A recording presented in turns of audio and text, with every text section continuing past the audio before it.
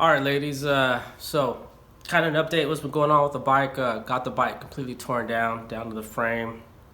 Um, wasn't too hard. Wasn't nothing really seized or not. Pretty easy stuff. So, pretty basic teardown. No really point to video it. So I didn't really have any hiccups. A couple of weird odd and end bolts that didn't match and some stuff. So.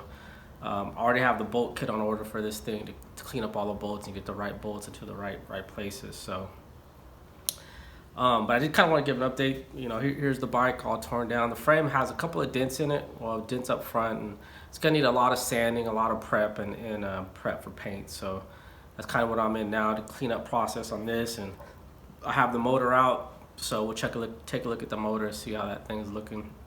Got a feeling it's gonna be an easy top end build, new piston, new rings. Probably gonna throw some clutch plates in there. Electronics are good, have a strong spark. Brake system actually was trash. It was really corroded in the brake lines and in the fluid. So I got an idea for the front, which I'm going to do. I'm gonna completely swap out the front end because when I added up all of the bearings I was going to need, all of the tie rod ends, the tie rods, the ball joints for the uppers and lowers, pretty much the whole front end minus the A-arms was going to cost me like $260 just in parts. So I'm probably just going to go with a set of aftermarket A-arms. There's a good company I've been looking at that makes a really nice A-arm kit for the Suzuki LTR 250. So I think I'm just going to order that and just kind of be done with the front end. Plus I could do a lot of camber and a caster adjustment with these new A-arms to get the front geometry right on the front end on the Suzuki LTR. So that's in the works. It's actually going to be hind joints connecting to the frame, so a lot of upgrades there. So I'm looking forward to those coming in soon. So let's take a look at the bike and see where we are. All right, so here's the bike all the way down to the frame. Here's that dent I was talking about on the front rail right there. So nothing too crazy. I think that's the actually only dent, but it's gonna need a lot of sanding, a lot of prep to get this prep for paint. But other than that dent in the front, there were no other issues with the frame. A lot of cleanup I'm gonna have to do. A lot of buildup on this rear swing arm attachment. So get this all sanded up, cleaned up, and prepped. So not too bad at all. Good amount of rust here and there.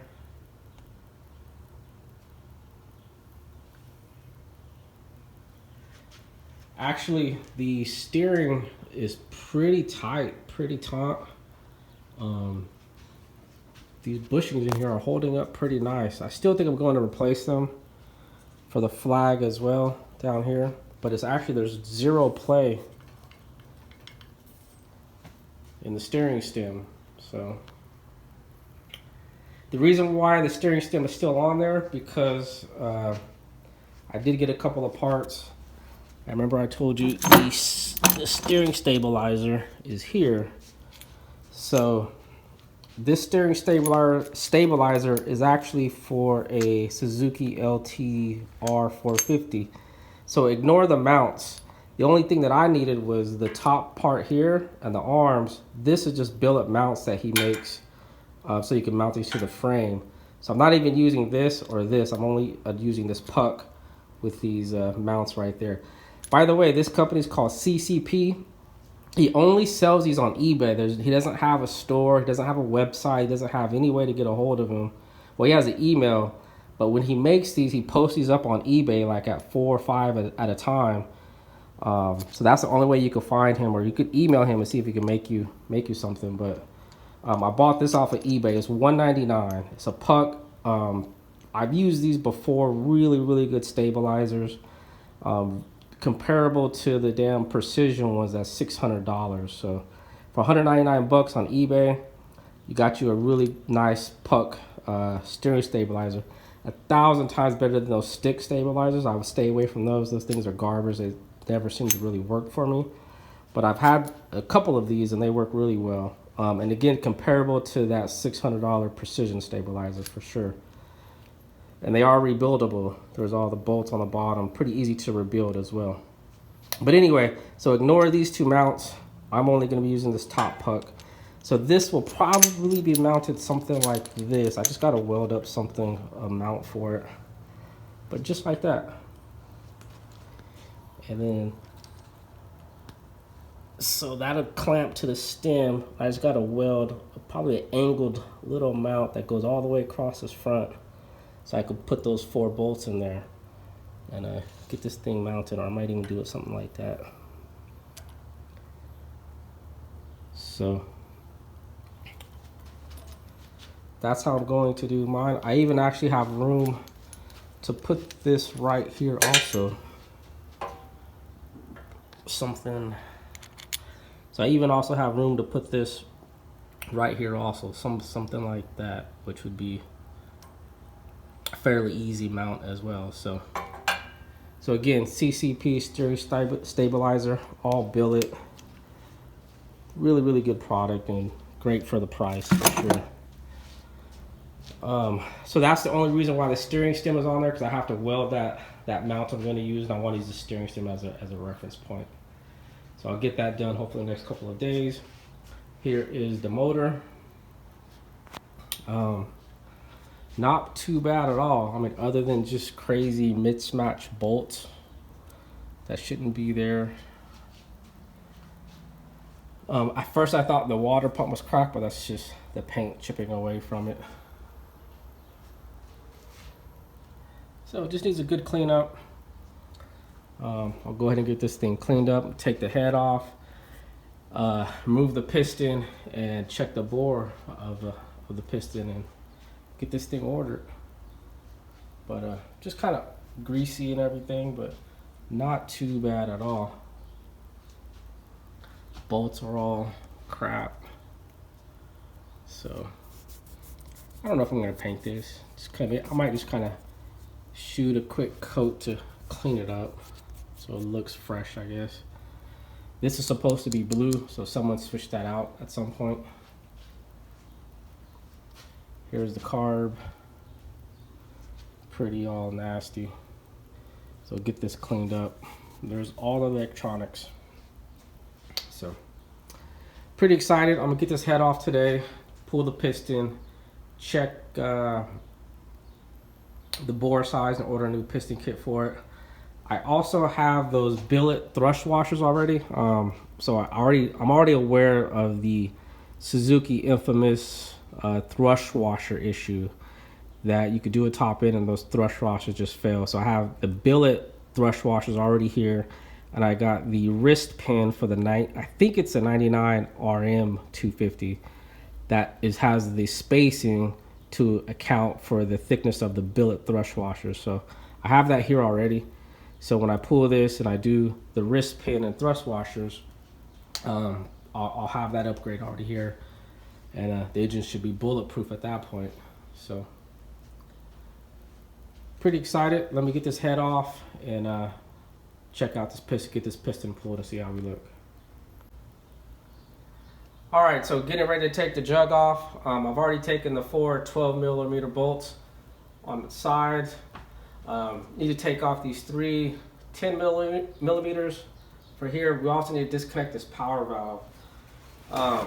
All it is, I think this is an 8mm, but what I like to do is anytime I'm having the engine cracked open, I'll throw a rag or something in here, just in case I happen to drop the bolt in there, which I've done before. It won't drop down to the bottom of the cases. So this is just an 8mm. Just loosen this up and you'll disconnect the linkage for the power valve. I usually put something on any motor I'm building just so I don't accidentally drop something down in there, which has happened before. So should just be able to pop this right off.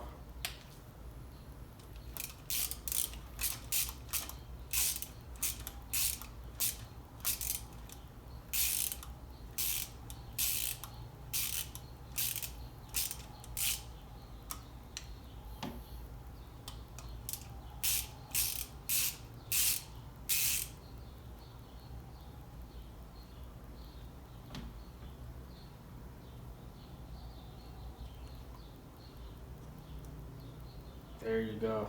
A good thing I did, because there's a little baby washer there. So just too much of a risk to drop this down in there. So just a quick paper towel or a rag or something. And all you do is pop off the linkage like such. And now it's disconnected. All right, so let's get these top ones off.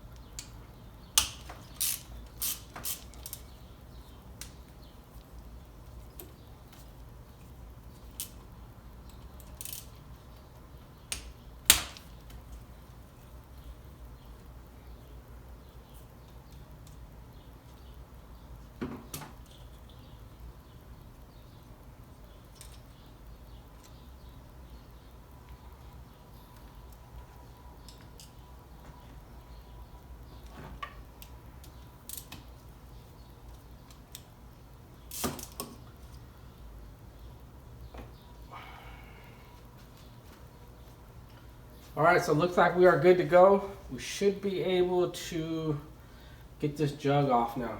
One of the things I like to do is try to drop the piston to its lowest point, which is right there. So that way kind of helps out a little bit. And I'm sure this thing is stuck pretty good. So you just help take a screwdriver or something in here, and break the seal. You should be able to get this thing popped.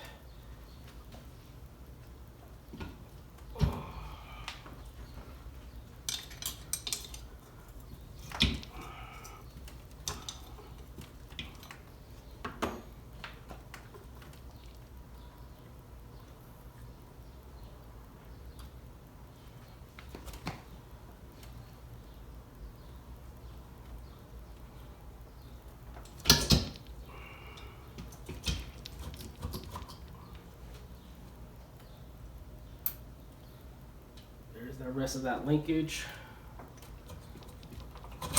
There we go. Look at that. A little bit of coolant.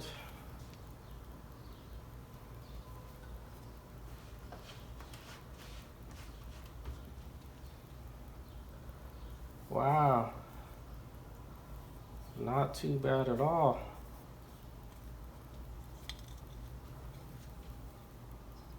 No scarring. Wow, very impressive. I've been really impressed with this teardown. It's gone really easy. Usually I deal with a lot of issues. You'll pull the jug, completely scarring on there, completely burned up. Looks darn good, man. Really scored a good deal on this bike. So look at that.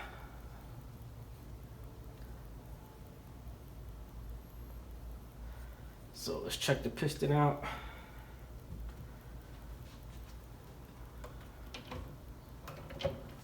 Bring it up a little bit. So not bad at all either. What I'm usually looking for is sometimes chunks or burn marks on the piston where it's been just scarred up. It looks like this thing is just old. But the rings look fairly good. So not too bad. I'm really stoked. Been a pretty good build so far. So what I'm gonna do is just continue to take this piston out. So glad to finally get the top end off, get this thing inspected. This thing just looks worn, that's all it is. It just needs a fresh top end. And I think this bike will be a runner for sure. Pretty stoked. Because usually what I deal with is a train wreck of engines and top ends and bottom ends I've had to flush and break the cases to get junk out of it. So really happy with this one so far. It's been a blessing for sure. So I'll continue to work on this tonight, and then disconnect the electronics, go through the car. Oh, the head, forgot to go over this. Look how good that head looks. Like, yeah, there's a couple of pits, but there's always going to be something for a 30-year-old bike. And all you got is some pits around here, nothing really in the dome. Really, really nice, man. I've been blessed for sure with this bike, but no issues, for sure salvageable. All I'm gonna do is just lightly sand this old gasket material off, so I got a fresh surface area to deal with. Get this thing cleaned up, degreased, and it should be good to go. So really, really excited. I've had a blast doing this.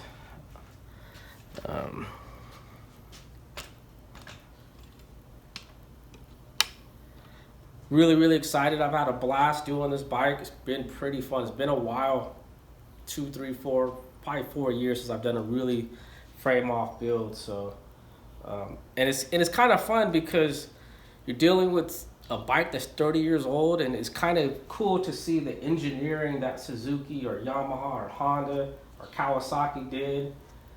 Just to see their quirks that they did with their frames and how they put things together and how they solved issues, and you know, the arc of this backbone. I'm sure that this backbone was the start of the whole frame, and they just built it out from there. But just, I mean, the style and the ergonomics of the frame and what they decided to do is really always interesting to see how the first engineers for Suzuki, or whatever bike you're dealing with, you know, what they thought and how they could overcome issues. So again, it's a 1992 Suzuki LT 250R, the last year that they built this thing. But pretty impressive so far. The frame actually looks really good, meaning I don't see any cracks in the factory welds.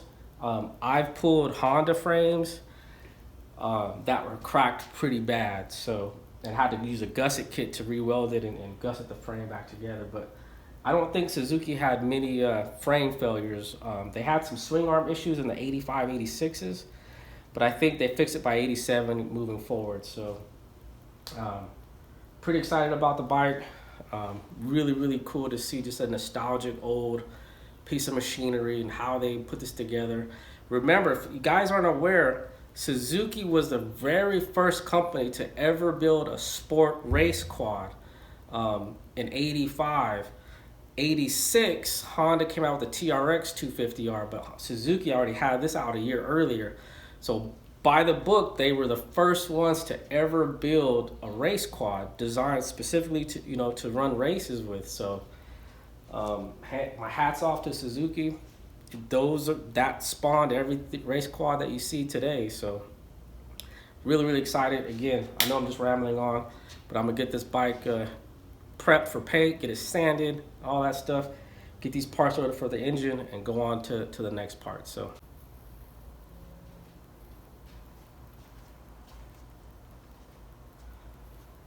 all right, so got the piston removed. So just kind of checking the bore, what size it is, and let's check it out.